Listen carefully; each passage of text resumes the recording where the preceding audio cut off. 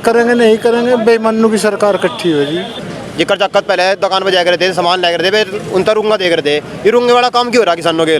और आखिरी में जो इनको नक्सली, खालिस्तानी, पाकिस्तानी कहते थे, देश के गद्दार कहते थे, उन्हीं से देश के प्रधानमंत्री ने माफ़ी मांगी।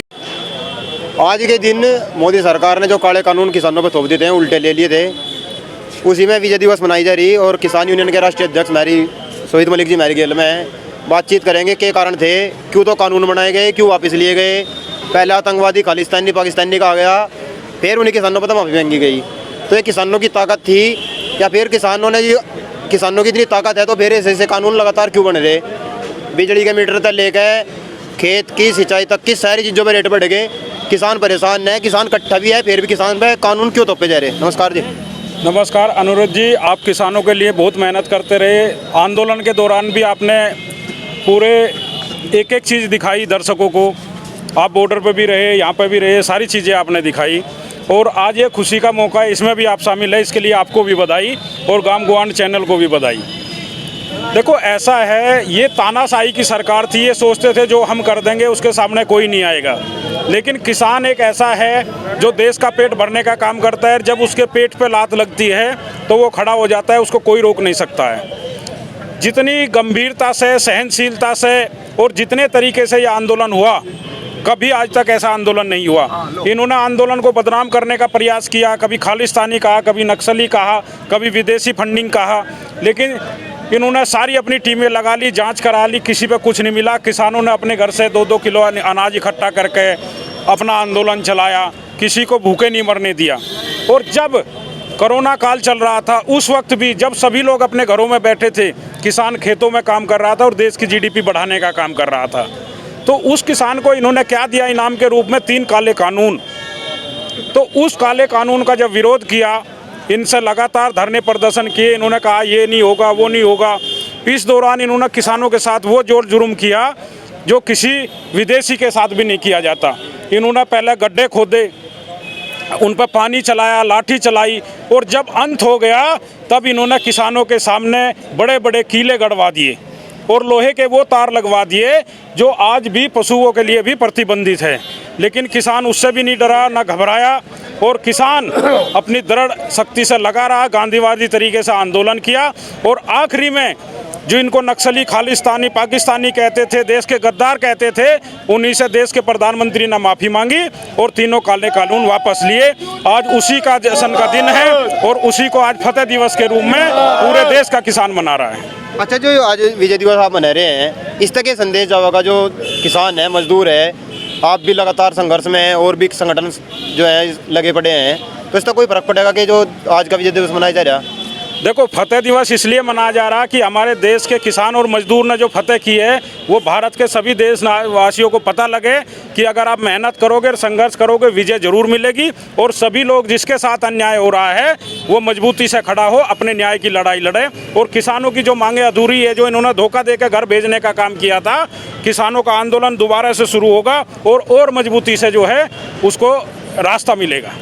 अच्छा, ये जो मीटर लगाने लग रहे बेर खेतों में जाके मीटर गदा का 12 मीटर लग रहे हैं, मैं देख रहा पीछे भी झाड़खेड़ी में पिछले कई दिन पहले भी धरना चला इसी के नाम का, मीटर पैट गए, जमा करवा दिए।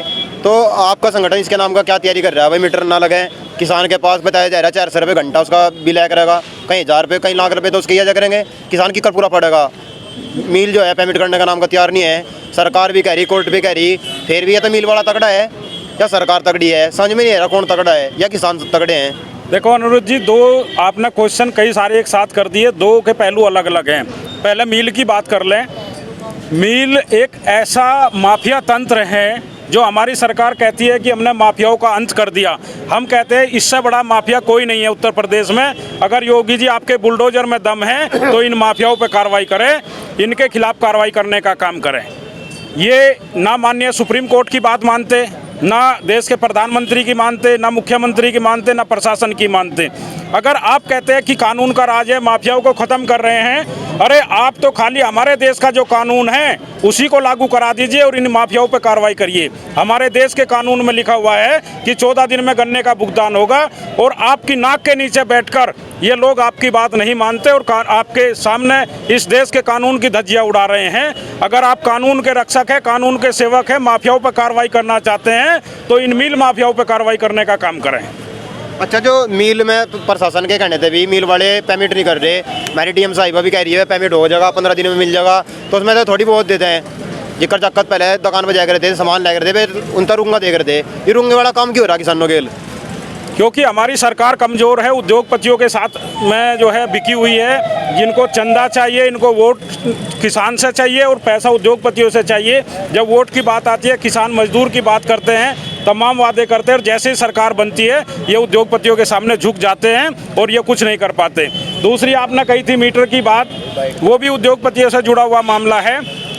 विधानसभा के चुनाव में इन्होंने कहा था कि हम किसान को सिंचाई के लिए बिजली मुफ्त देंगे, और आज इससे बड़ा धोखा क्या हो सकता है किसान के साथ में कि वो उसी के नाम पर मीटर लगाने का काम कर रहे हैं। अच्छा, अब आखिरी में क्या संदेश देना चाहोगे किसानों से, मजदूरों से, क्या कहना चाहोगे आप, ताकि दोनों इकट्ठे हो गए लड़ाई लड़ सकें? दोनों परेशान हैं, दोनों ने दिक्कतें रही, लेकिन एक मजदूर वर्ग जो है उसका लालच देगा 5 किलो अनाज का, और मुसलमानों से बचाने का वो तो लग गया उनकी खेल।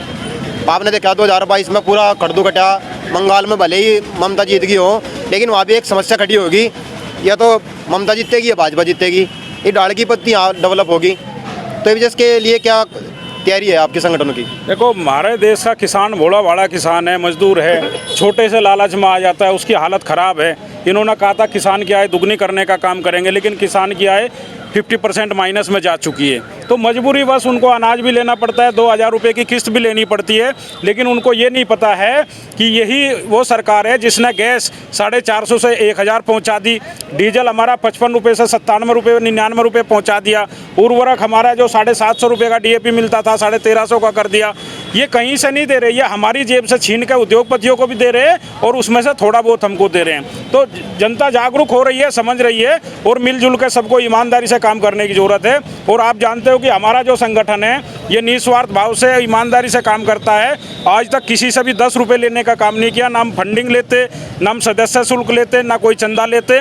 हम किसान और मजदूर के हित में निस्वार्थ होकर काम करते हैं। चलो, खाप चौधरियों के बिना भी कुछ नहीं है, तो चौधरी से भी जानना जरूरी है, क्योंकि चौधरी भी लगातार किसानों ने मजबूत करने का काम कर रहे हैं। तो आप क्या कहोगे जी, जो यूथ चला है लगातार धरने प्रदर्शन, कभी कहीं बैठ जा किसान, आम जनता परेशान है, तो आप क्या कहोगे इसके बारे में? वो बैठ जा, करते कुछ है नहीं भाई, ना सुनते।